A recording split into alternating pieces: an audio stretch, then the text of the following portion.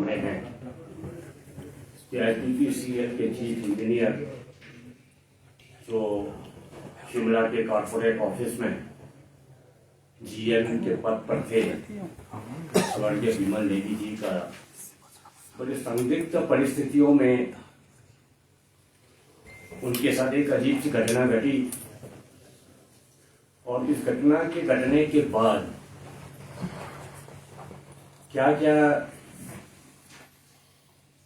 दृश्य सामने आया और उसमें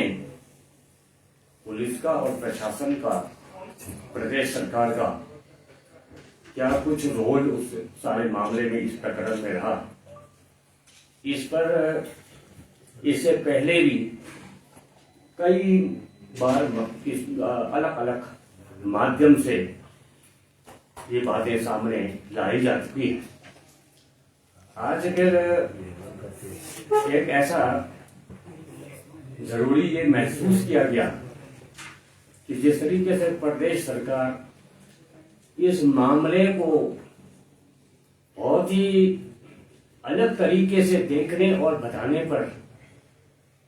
जोर दे रही है और पब्लिक के सामने, प्रदेश की जनता के सामने, प्रदेश के समाज के सामने एक बड़ा दोहरा रवैया या दोहरा चरित्र कहें वो सामने लाने की कोशिश कर रही है, तो ये न्याय मंच के लिए ये आवश्यक हो गया कि इन सारे प्रकरण के बारे में सूचना माध्यम और जो मीडिया है, मीडिया के माध्यम से जो असली जो तथ्य है वो सामने लाया जाए। आप सबको मालूम है कि स्वर्गीय विमल नेगी जी 10 मार्च 2025 को ऑन ड्यूटी शिमला से वो लापता हुए और उसके बाद शिमला से लापता होने के बाद 15 मार्च 2025 को विमल नेगी जी की धर्म पत्नी श्रीमती किरण नेगी द्वारा मुख्यमंत्री को एक अनुरोध पत्र प्रेषित किया गया था कि जिसमें ये निवेदन किया गया कि इस तरीके से जो है तो लापता जो हो गए हैं उनके पति श्री विमल नेगी जी, उस पर जो है तो बहुत तत्परता के साथ उनको खोजने का प्रयास किया जाए, उनको ढूंढने का प्रयास किया जाए। और इसमें एक विशेष बात ये की गई थी कि ये इंटर डिस्ट्रिक्ट केस होने के कारण, क्योंकि वो ये बताया गया कि ये बिलासपुर के तरफ उनका कहीं ऐसा इस तरीके से रिपोर्ट मिली थी, तो शिमला पुलिस और बिलासपुर पुलिस के बीच में इस छानबीन को लेकर के इंटर स्टेट डिस्ट्रिक्ट केस होने की वजह से इसे एक स्पेशल टास्क फोर्स बना करके विमल नेगी जी के बारे में पता लगाया जाए और उनका जो तो पूरा जो तो सारी जो घटना जो कुछ भी हुई है वो सामने लाया जाए। इसके बारे में जो दरख्वास्त जो है तो मुख्यमंत्री को दिया, DGP को दिया, तो ऐसा ही जो अनुरोध पत्र है वो ये DGP CID को भी दिया था हिमाचल प्रदेश को। और मजे की बात आप देखिए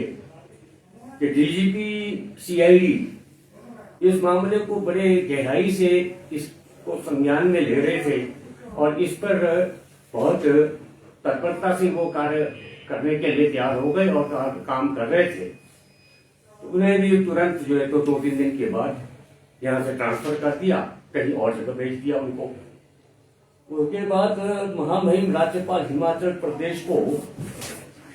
इस सारे प्रकरण पर विस्तार से उल्लेख करके 27 मार्च 2025 को ज्ञापन दिया गया था, जिसमें मुख्य अभियंता विमल नेगी के 10 मार्च से लापता होने से लेकर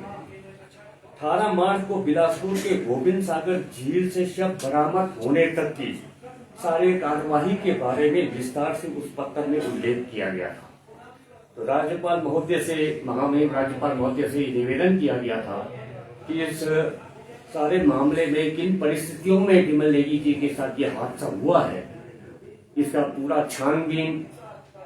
उच्च स्तरीय जांच जो थी इसमें किया जाए। 18 मार्च 2025 को गोविंद सागर झील से शव बरामद होने के दिन ही सायंकाल छोटा शिमला पुलिस थाना में श्रीमती किरण नेगी जी द्वारा एफआईआर दर्ज की गई और उस एफआईआर में उसकी जो रिपोर्ट है उसमें सारी बातें लिखी गई। और एफआईआर के अब जब प्रदेश सरकार का एक और झूठ सामने आता है के तरफ से इस बारे में एफआईआर को पुलिस थाना में, लेकिन हिमाचल प्रदेश के माननीय मुख्यमंत्री सब जगह पर यह सफाई देते फिरते हैं कि हमने जो है तो एफआईआर से लेकर के सारी चीजें करवाई। अब एक इस तरीके से पुलिस के स्टेशन पर एफआईआर करने के लिए मुख्यमंत्री जाएं या मुख्यमंत्री अपने किसी विशेष आदमी को भेजें, यह ऐसा कुछ दृश्य तो हमारे सामने आया नहीं। एफआईआर जो है वो सिर्फ किरण नेगी जी के तरफ से की गई थी और उसके बाद 5 अप्रैल 2025 को रिकांगपिओ में एक पूरे किन्नौर की जनता की तरफ से विमल नेगी जी के साथ जो घटना घटी इसके विरोध में एक विशाल कैंडल मार्च का कार्यक्रम किया गया और उसी दिन मुख्यमंत्री हिमाचल प्रदेश को विमल नेगी जी के संदिग्ध परिस्थितियों में जिस तरीके से मृत्यु हुई है, इन सारी चीजों को रेखांकित करते हुए इसकी जो जांच है वो सीबीआई से करने की मांग जो है किन्नौर की जनता की तरफ से, विमल नेगी जी के परिवार की तरफ से, उनके सगे संबंधियों की तरफ से ये मांग की गई थी कि इसका जो उच्च स्तरीय जांच सीबीआई द्वारा किया जाए। और उसके पीछे एक तार्किक पक्ष इसका यह था क्योंकि जिस तरीके से इस प्रदेश के अंदर कानून और व्यवस्था का जनाजा निकला हुआ है, हमें ऐसा लगता था कि इतने बड़े जघन्य कांड में निष्पक्षता के साथ जिसमें अप्रत्यक्ष रूप से कहीं ना कहीं शासन और सरकार की भी कहीं ना कहीं संदिग्ध भूमिका आ रही हो, तो ऐसा कुछ ये संभव नहीं हो सकता कि वो निष्पक्ष जांच और इसका जो है तो न्याय परिवार को मिले या जनता के सामने आए। इसीलिए एक सीबीआई से जांच करने की जो मांग है वो जनता के द्वारा, प्रभावित परिवार के द्वारा लगातार की जाती रही। उसके बाद इसी बात पर हमने जोर दिया कि इसके जो इंक्वायरी है, इन्वेस्टिगेशन है, वो सीबीआई से होना चाहिए। लेकिन प्रदेश सरकार जो इस मामले में लगातार टाल मटोल करती रही, सीबीआई को जांच सौंपने के लिए बिल्कुल तैयार नहीं थी। इसी वजह से ही श्रीमती किरण नेगी को, उनके प्रभावित परिवार को, उनके भाई को और ये मान करके चले कि पूरे समाज को, किन्नौर के लोगों को अदालत का दरवाजा खटखटाना पड़ा और माननीय उच्च न्यायालय में सीबीआई से जांच करने के लिए आदेश देने के लिए अनुरोध के साथ पिटीशन फाइल की गई थी। और उसके बाद लगभग ये सारी बातें अब तो ओपन है, सार्वजनिक है, जो भी उसके बाद जो प्रगति हुई है वो सबके सामने है। और ये जो महामहिम राज्यपाल को, हिमाचल प्रदेश के मुख्यमंत्री को सारी जो सीबीआई से जांच करने के लिए जो मांग के लिए जो आग्रह किया गया, उसमें कम से कम रिकांगपिओ ने जो जिस दिन कैंडल मार्च निकाला उसमें वैसे तो लगभग 1500-2000 के बीच में लोग उस दिन इस मार्च में आए थे, लेकिन जो हस्ताक्षर करके जो ज्ञापन पर जो हस्ताक्षर किया वो 1070 आदमी का हस्ताक्षर जो था हमने गवर्नर महोदय को प्रेषित किया था। कुछ लोग किसी वजह से हस्ताक्षर नहीं कर पाए, वो एक अलग है, लेकिन बड़ी जनता उस दिन जो तो वहां पर इस मांग को लेकर के इकट्ठी हुई थी। 19 मार्च 2025 को अतिरिक्त मुख्य सचिव गृह, एडिशनल चीफ सेक्रेटरी होम की अध्यक्षता में प्रशासनिक जांच के लिए प्रदेश सरकार ने आदेश दिया और एसीएस होम द्वारा 8 अप्रैल 2025 को जांच रिपोर्ट सौंपा गया। और उस जांच रिपोर्ट में उस समय जब हमने ये जांच रिपोर्ट की कॉपी मांगी तो हमें जांच रिपोर्ट की कॉपी नहीं थी और हमें आरटीआई लगाना पड़ा। फिर भी जब हमारे को इस एसीएस के जांच रिपोर्ट की जब कॉपी नहीं दी गई, जबकि इसकी कॉपी जो तो प्रभावित परिवार को मिलना चाहिए, ये एक नियम है, तो जब कॉपी नहीं दी गई तो उसके बाद जो है तो अदालत के माध्यम से हमारे को ये जो तो इसकी जो वो रिपोर्ट इतना निष्पक्ष और सटीक रिपोर्ट एसीएस होम ने दिया, जिसमें सारी चीजें जो एचपीपीसीएल के अंदर जिस पैमाने पर भ्रष्टाचार फैला हुआ है, पूरा एचपीपीसीएल भ्रष्टाचार का दलदल बना हुआ है, ये सारी बातें उसमें जो है तो सामने आई। और वो जो फैक्ट फाइंडिंग रिपोर्ट है, वो जो वास्तव में जो वास्तविकता के ऊपर आधारित है, वो एसीएस ओंकार शर्मा द्वारा सरकार को दी गई। उसके बाद भी इस पर दबाव डाला गया, किसी न किसी रूप में इस रिपोर्ट को चेंज किया जाए, बदला जाए, इसमें फलाने इन बिंदुओं को जो है तो इससे हटाया जाए या इसके जगह पर कुछ और बातें उसमें लिखा जाए, या इस सारे रिपोर्ट हिमाचल के प्रशासनिक इतिहास के लिए एक मिसाल है। आज उन्होंने अपने पद और अपने पद की गरिमा का कितना मूल्य चुका करके उसकी गरिमा को उन्होंने बरकरार रखा है। और यही कारण है कि आज एसी छुट्टी पर भेज दिया और सारे डिपार्टमेंट जो तो उनसे विड्रॉ करवा। ये तो खैर थोड़ी देर के लिए तमाशा है। मैं ये मानता हूं कि आज भी प्रदेश के अंदर अगर हमें प्रशासन के ऊपर कुछ अगर थोड़े आज कुछ विश्वास और आस्था बची है, या कानून हम ये मानकर चलते हैं कि प्रदेश में आज की कुछ कानून और व्यवस्था कहीं ना कहीं किसी न किसी रूप में जीवित है, तो ये एसीएस ओंकार शर्मा जैसे निष्पक्ष और निडर और योग्य अधिकारियों की वजह से है। अब तो न्याय मंच तो इस मामले को जनता के सामने लेके जाएगी और ये सारी बातें जनता के सामने रखेगी। लेकिन एक बात सत्य है कि आज भले ही ओंकार शर्मा जी को प्रताड़ित किया जा रहा है, लेकिन सच्चाई जब सामने आएगी तो हिमाचल के पूरे प्रदेश की, इस पहाड़ी प्रदेश की जनता उनके साथ ओंकार शर्मा जी जो है तो एक नायक के रूप में जो वो सामने आएंगे। क्योंकि जो आज माननीय उच्च न्यायालय ने जो जजमेंट दिया है, उसमें डायरेक्टर जनरल हिमाचल प्रदेश और ओंकार शर्मा जी ने जो फैक्ट फाइंडिंग रिपोर्ट जो है तो वो दिया है, उसी आधार पर जो है तो माननीय उच्च न्यायालय ने पाया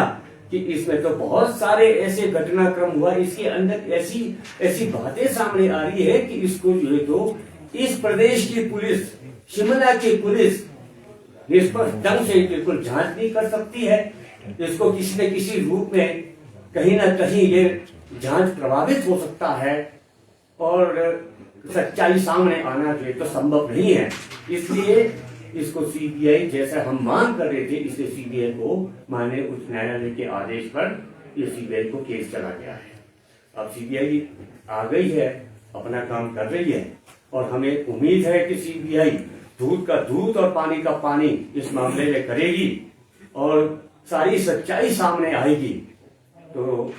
बाकी तो जो सरकार जो कर रही है अपने तरफ से। और एक बात इसमें मैं ये आपके सामने कहना चाहता हूं कि 22 मार्च 2025 को डायरेक्टर जनरल पुलिस ने जो स्टेटस रिपोर्ट पेश किया, वो 19 मई 2025 को माननीय उच्च न्यायालय में ये रिपोर्ट प्रस्तुत की गई थी। उसमें एसपी शिमला द्वारा गठित एसआईटी रिपोर्ट 22 मार्च 2025 के माननीय कोर्ट के आदेश की अनुपालना में दिनांक 30 मार्च 2025 को रिपोर्ट माननीय कोर्ट में पेश किया गया। पुलिस महानिदेशक और एसपी शिमला के स्टेटस रिपोर्ट में कई तरीके का विरोधाभास है, लेकिन जितना हमने इस चीज को, इस रिपोर्ट को स्टडी किया है, उसमें डीजीपी ने बिल्कुल एक बहुत ही तार्किक आधार, बहुत तथ्यों से पूर्ण जो रिपोर्ट दिया, जैसे कि ओंकार शर्मा जी ने अपने रिपोर्ट में दिया है। दूसरे एसपी शिमला खुद कर रहे हैं, ये अपने आप में एक अजूबा जैसा हिसाब किताब है। और फिर मैंने अपने शायद 40 वर्ष 45 वर्ष के सार्वजनिक जीवन में मैंने प्रशासन को देखा, बड़े बड़े अधिकारियों की भूमिका अपने सफाई देने के लिए मजबूर होना पड़े। ये एक दुर्भाग्यपूर्ण घटना है। समझ में नहीं आता कि भाई एसपी शिमला की क्या ऐसी विवशता है या किस दबाव में वो काम कर रहे हैं कि एक तो पहली रिपोर्ट का लीपापोती कर दिया और उसमें जो है तो जो जिस ढंग से बिलासपुर की पुलिस के साथ मिलकर के इनको कार्रवाई करनी चाहिए थी कि 10 तारीख से लेकर के 13 तारीख के बीच में जिस तरीके से जो विमल नेगी जी के गुम होने का जो भी घटना घटी है, जो एक इसका जो रिपोर्ट सामने आ रहा है, उस हिसाब से इन 3 दिनों में विमल नेगी जी कहाँ रहे, इस बात का कहीं भी कोई अता पता नहीं है। उनके बहुत से सारे सामान, लैपटॉप से लेकर के मोबाइल तक आज भी जो है तो ये बरामद नहीं हो पाया है। तो ये एक बहुत बड़ा रहस्य है, कहाँ छुपाया जा रहा है, इसके पीछे कौन है और किस षड्यंत्र के तहत ये सारी कार्रवाई हो रही है। तो ये बहुत बड़ा प्रश्न पैदा करता है, संदेह पैदा करता है। अब तो पुलिस के हाथ में कुछ नहीं है। अब एक और फिर कहानी एक और हो गई। एसपी एज एसपी वो जो है तो उसके अंदर जो है तो वो जो हाईकोर्ट में जो फाइल किया है वो एज एसपी नहीं है, वो एज संजीव गांधी के नाम से पेश किया है, ऐसा फाइल किया है। तो मुझे ये पूछना है कि पूरे किन्नौर की जनता ये पूछना चाहती है, पूरा जो जागरूक समाज ये पूछना चाहता है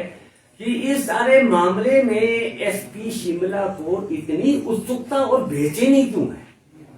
कि वो जो है तो जब हाईकोर्ट ने सीबीआई को दे दिया कि सीबीआई इंक्वायरी के लिए पहुंच गई, पहले तो सीबीआई को टाल मटोल करके रिकॉर्ड देने से मना करने लग गए। जब सारी बातें जब वो तो बंदे हुए थे, रिपोर्ट भी देना पड़ना था उनको क्योंकि कोर्ट का ऑर्डर है। फिर जब वो सारी बातें, उसके बाद फिर अलग तरीके से जो है तो फिर अलग से वो रिपोर्ट मतलब ये केस फाइल करना, तो ये बहुत सारे ऐसे प्रश्न को पैदा करता है जिस पर इस प्रदेश की जनता इसका जवाब जानना चाहती है। तो हमारा तो सीधा सीधा ये भी आरोप है कि एसपी शिमला शुरू दिन से ही लेकर के इस सारे विमल नेगी के इस घटना में सारे अंडर एस्टिमेट करके इस मामले में किसी को गलत आश्वासन दिया होगा कि चल कोई बात नहीं, मैं बैठा हूं, मैं देख लूंगा, मैं सब कुछ कर लूंगा, या फिर कहीं ऐसा दबाव है या इसके पीछे बहुत बड़ी साजिश या भ्रष्टाचार हो सकता है, कहीं सौदाबाजी हो रही है। तो ये अब तो दूध का दूध पानी का पानी निकल जाएगा सामने। तो आप सब लोगों से मैंने ये सारी बातें साझा की। तो ये आज तो एक बहुत बड़ा प्रश्न सबके सामने है और हम तो ये मान करके चल रहे हैं आज के दिन कि केंद्रीय अन्वेषण ब्यूरो के माध्यम से ये जो विमल नेगी जी के साथ जो घटना घटी है, इसे जिसे हम शुरू से ही कहते आए हैं, ये एक सुनियोजित तरीके से एक हत्या की गई है उनकी, ये बहुत बड़ा एक प्लान मर्डर है। तो ये आने वाले समय में ये बातें साबित हो जाएगी। अब तो हमने इस देश के न्याय व्यवस्था के साथ साथ अब ऊपर वाले के न्याय व्यवस्था पर भी हमने अपनी फरियाद पहुंचा दी है। शायद ये बातें शायद आपको आज के समय में वैज्ञानिक युग में अजीब जैसा लग सकता है, लेकिन एक बात मैं अवश्य कहना चाहूंगा, अगर यदि सचमुच के हम देवभूमि में रहते हैं, देवभूमि के नागरिक हैं, देवभूमि या देव समाज के लोग हैं, देवताओं को मानते हैं, अदृश्य शक्तियों को मानते हैं, तो अब ये गड़ा इनका भर चुका है। अब जिस दिन ऊपर वाले का जो फैसला आएगा, जो डंडा बजेगा, वो बिना आवाज का बजता है और ऐसा फैसला होगा कि ये जितने मगरमच्छ इस भ्रष्टाचार के दलदल में फंसे हुए हैं, जिन्होंने विमल नेगी जैसे आदर्शवादी अधिकारी की बलि ले ली, वो 7 पीढ़ियों तक इस पाप से मुक्त नहीं हो सकते। वो चाहे भले ही इस जन्म में ऐश करें, कुछ भी करें, कल को आने वाले समय में जेलों के पीछे जाए या बच करके कहीं भी कहीं रहें, लेकिन ये निश्चित है कि भगवान के दरबार में देर है, अंधेर नहीं है। और ये सत्य है कि ये सत्य में जयते का नारा जिस तरीके से चरितार्थ आज हिमाचल प्रदेश के हाईकोर्ट में हुआ है, आने वाले समय भी आगे जाकर के एक बहुत बड़ा इंसाफ का रास्ता विमल नेगी जी की इस शहादत के माध्यम से इस प्रदेश में एक बहुत बड़ा उदाहरण बनकर के सामने आएगा। तो ये कुछ बातें थी जो हम आपसे शेयर करना चाहते थे, आपके माध्यम से इस प्रदेश की जनता के सामने लाना चाहते थे, प्रशासन के सामने लाना चाहते थे, और लोगों को ऐसा ना हो कि वो निराश होकर के, हताश होकर के, अपने मनोबल को कमजोर करके, कहीं ऐसा ना हो लोग ये ना सोचे कि भाई देखो अब तो बहुत ऐसा दौर चल पड़ा है कि जहाँ ये न्याय मिलना बड़ा मुश्किल है। एक गरीब आदमी के लिए न्याय के दरवाजे से न्याय प्राप्त करके आना बहुत एक असंभव काम होता है। कि ये ऐसा महसूस ना करें कि न्याय, इंसाफ, सच्चाई अभी भी जिंदा है, लेकिन लोगों को इसके लिए थोड़ा संघर्ष करना पड़ेगा। लोगों को आगे आकर के इन सारी चीजों को एक बड़े मजबूती के साथ आवाज उठा करके अपने न्याय की चौखट तक ले जाना पड़ेगा। आने वाले समय में मुझे ऐसा अनुभव होता है कि विमल नेगी जी के इस मामले में एक ऐसा फैसला सामने आएगा जो पूरे देश के लिए एक बहुत बड़ा एक एग्जाम्पल बनेगा।